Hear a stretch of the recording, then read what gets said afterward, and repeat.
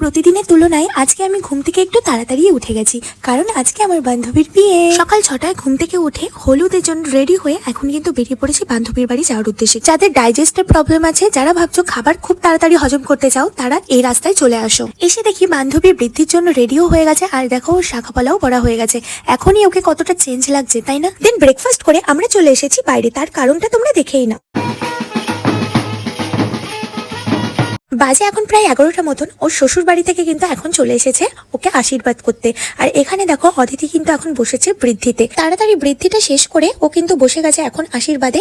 এই যে যিনি আশীর্বাদ করছেন, ইনি হচ্ছেন অদিতির শ্বশুর মশাই। অদিতিদের একটা নিয়ম আছে, যেটা হচ্ছে মামা বাড়িতে গিয়ে কি একটা দিয়ে আসতে হবে। সেটা আমি হয়তো নিয়মটা জানি না, তাই তোমাদের ঠিকঠাক বলতে পারিনি। আর এখানে বান্ধবীর বিয়ে, আর একটু নাচ করবো না, সেটা কি হয় বলো? দেন বাড়ি এসে সবাই মিলে কিন্তু আবার চলে আসলাম জলসইতে। মিনি ভ্লগে একসাথে তো সব দেখানো সম্ভব না, তাই বাকিটা আসছে নেক্সট ভ্লগে। আর হ্যাঁ, ভ্লগটা কেমন লাগলো জানিয়ে যেও।